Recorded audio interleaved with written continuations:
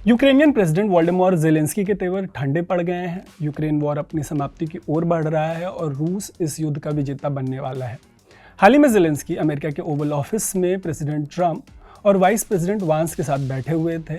इस दौरान उन्होंने अपने देश के लिए जो स्टैंड लिया उसकी वजह से उनके और ट्रंप के बीच भिड़ंत हो गई।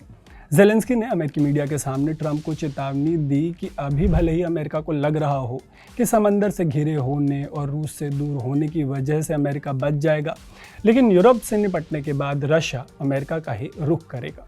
जाहिर सी बात है कि ज़ेलेंस्की की ऐसी चेतावनी ट्रंप को पसंद नहीं आई। ये सब सुनने के बाद वो ज़ेलेंस्की से भिड़ गए। उन्होंने कहा कि ओवल ऑफिस में बैठकर अमेरिकी मीडिया के सामने ज़ेलेंस्की उनको प्रवचन नहीं दे सकते। ज़ेलेंस्की के पास रूस से भिड़ने के लिए कार्ड्स नहीं है। You've allowed yourself to be in a very bad position, and he happens to be right about it. From the very beginning of the war, you're not in a good position. You don't have the cards right now. Trump ने कहा कि Zelensky ने America को कभी भी ढंग से thank you तक नहीं बोला।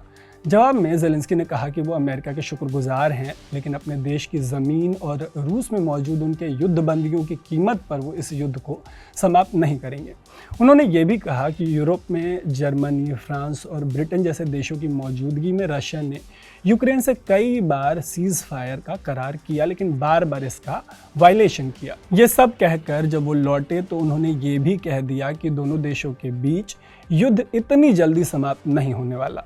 इसके पहले ज़ेलेंस्की जब अमेरिका से यूरोप गए तब फ्रांस और ब्रिटेन ने कहा कि वो यूक्रेन को डिफेंड करने के लिए यूक्रेन में अपने शांति सैनिक उतारने के लिए तैयार हैं, लेकिन जो यूरोप का बिग फोर है जिसमें इटली और जर्मनी जैसे देश हैं जो पड़ोसी हैं ब्रिटेन और फ्रांस के, उन्होंने या तो इसके लिए साफ मना कर दिया या न्यूट्रल स्टैंस ले लिया।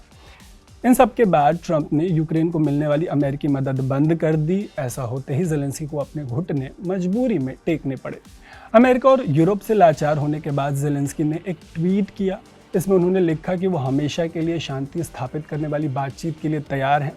उन्होंने कहा कि वो और उनकी टीम प्रेसिडेंट ट्रंप की स्ट्रॉन्ग लीडरशिप में हमेशा के लिए होने वाली शांति के लिए काम करने को तैयार है। इसके लिए उन्होंने अपनी मांगें बताते हुए कहा कि रूस को यूक्रेन के युद्ध बंदियों को रिहा करना पड़ेगा और हवाई हमले बंद करने पड़ेंगे। उन्होंने कहा कि रूस को सिविलियन इंफ्रास्ट्रक्चर पर हमले बंद करने होंगे और समंदर में भी शांति कायम करनी होगी। उनका कहना है कि अगर रशिया ऐसा करता है तो यूक्रेन भी तुरंत युद्ध समाप्त करने को तैयार है। इसके बाद वो अमेरिका की लीडरशिप में शांति समझौते के लिए तैयार है। ज़ेलेंस्की ने इसके बाद जो कहा वो सुनकर आपको यूक्रेन और उसके प्रेसिडेंट के हाल पर तरस आएगा।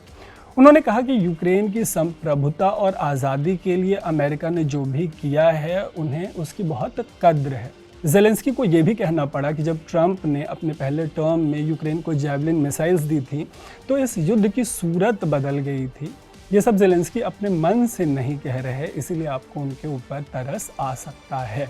आपको YouTube या ट्विटर पर जाकर ओवल ऑफिस की वो वीडियो देखनी चाहिए। 49 मिनट 58 सेकंड के इस वीडियो में ज़ेलेंस्की को पूरी और बुरी तरीके से ह्यूमिलिएट किया गया, मजबूर किया गया। ट्रंप और उनके वाइस प्रेसिडेंट ने मिलकर ज़ेलेंस्की को पूरी तरीके से बुली किया। हालांकि ज़ेलेंस्की 1 मार्च की इस मुलाकात के दौरान उन्होंने जो कुछ कहा वो हमेशा के लिए इतिहास के पन्नों में दर्ज होगा। उन्होंने जो स्टैंड लिया वो सदा सर्वदा के लिए याद रखा जाएगा। याद इसलिए रखा जाएगा कि कैसे अमेरिका और यूरोप ने रशिया के खिलाफ युद्ध में झोंक कर यूक्रेन को सपोर्ट करने के मामले में अपने हाथ खड़े कर दिए। सिर्फ हाथ खड़े नहीं किए बल्कि यूक्रेन को एहसानमंद महसूस करने पे भी मजबूर किया।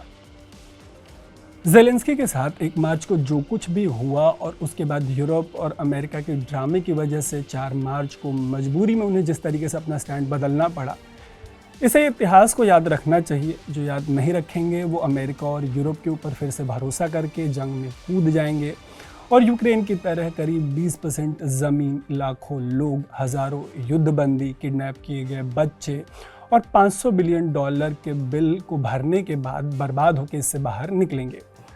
यही बुलिंग है कि ज़ेलेंस्की को मजबूर होकर कहना पड़ा कि 1 मार्च को व्हाइट हाउस की मीटिंग में जो भी हुआ वो नहीं होना चाहिए था। अमेरिका और यूरोप पर भरोसा करने वालों को इसी तरीके से खेद जताना पड़ेगा। उसे कहना पड़ेगा कि फ्यूचर में वो बातचीत से लेकर आपसी सहायता को बेहतर बनाने पे काम करेगा। उसको कहना पड़ेगा कि अपने देश की कथित सुरक्षा से जुड़ी $500 बिलियन के रेयर अर्थ मटेरियल से जुड़ी डील को वो किसी समय सुविधाजनक तरीके से साइन करने के लिए तैयार है। उसे कहना पड़ेगा कि ऐसी डील से उसे उम्मीद है कि उसकी हर तरीके से सुरक्षा की जाएगी। उसे कहना पड़ेगा कि उसे अपनी सुरक्षा की गारंटी की पूरी उम्मीद है। अदरवाइज यूक्रेन के साथ जो भी हुआ है उससे बाकी की दुनिया को सीख लेनी पड़ेगी। अगर नहीं सीखेंगे तो बदले में ट्रंप जैसे कोई महान राष्ट्रपति कहेंगे कि वो ज़ेलेंस्की जैसे किसी राष्ट्रपति की शांति से जुड़े जो ये उन्होंने संदेश दिया है उसकी सराहना करते हैं। ज़ेलेंस्की के शांति से जुड़े संदेश और उस पर ट्रंप की सराहना पर आपकी जो भी राय है वो आप कमेंट करके ज़रूर बताइएगा। बाकी ऐसे ही स्टोरीज़ के लिए स्विच को फेसबुक, यूट्यूब और इंस्टाग्राम पर फॉलो और सब्सक्राइब ज़रूर कर लीजिएगा। देखते रहिएगा स्विच। मेरा नाम है तरुण।